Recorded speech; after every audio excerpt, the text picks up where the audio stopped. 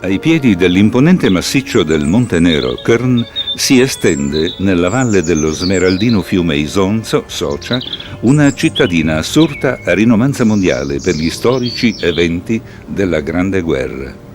E Kobarid, Caporetto, Karfreid, così compare nelle varie carte geografiche il suo nome, che è legato specialmente all'ultima cruenta battaglia dell'Isonzo.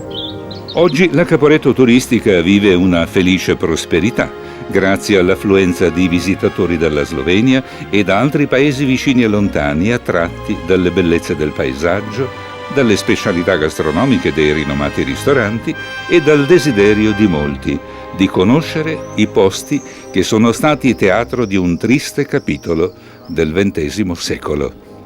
Eventi storici documentati dal Museo di Caporetto, aperto nel 1991 nella prestigiosa Casa Mascera, che già testimone della secolare storia locale è rinata a nuova vita per diffondere il suo messaggio.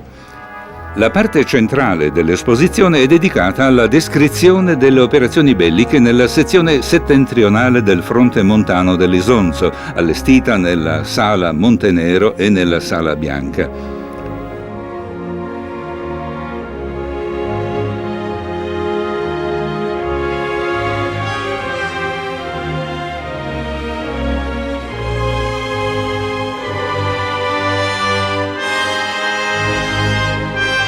Al fronte di Caporetto è dedicato l'intero secondo piano del museo. Ampie carte geografiche documentano i movimenti delle divisioni tedesche ed austriache qui dislocate dai fronti occidentale ed orientale, il loro schieramento prima della battaglia e le posizioni difensive della seconda armata italiana. Osservando una grande riproduzione plastica, i visitatori possono farsi un'idea del settore Alto Isonzo, teatro del più poderoso contrattacco sferrato dalle unità austro-tedesche. Costrette a muoversi fra montagne di difficile accesso, dovettero impegnarsi in sforzi eccezionali già prima della battaglia.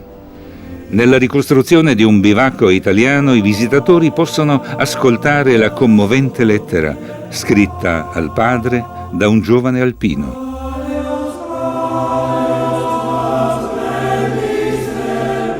Numerose armi e una ricca collezione fotografica documentano i preparativi e lo svolgimento della stessa battaglia che nell'ultimo anno di guerra spostò il fronte fino al Piave, segnando le sorti di molti. Numerosi sono i visitatori che, visitato il museo, si avviano sul percorso storico che agevola la conoscenza del patrimonio storico e naturalistico dei dintorni di Caporetto e delle sponde dell'Isonzo.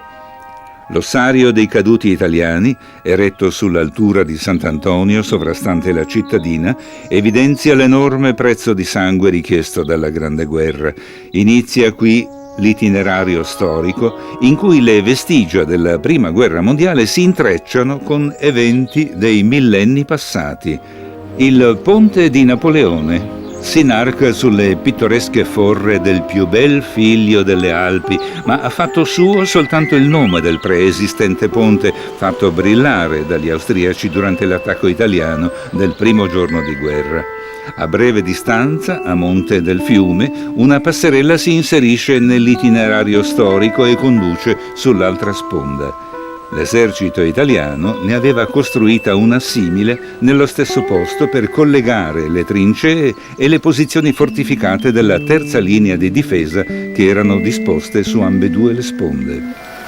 Là dove il ruscello Cosiac affluisce con il suo corso argentino nell'Isonzo, l'itinerario storico prende a salire fino a raggiungere la forra e il canyon nel quale precipita la pittoresca cascata del Veliki Cosiac.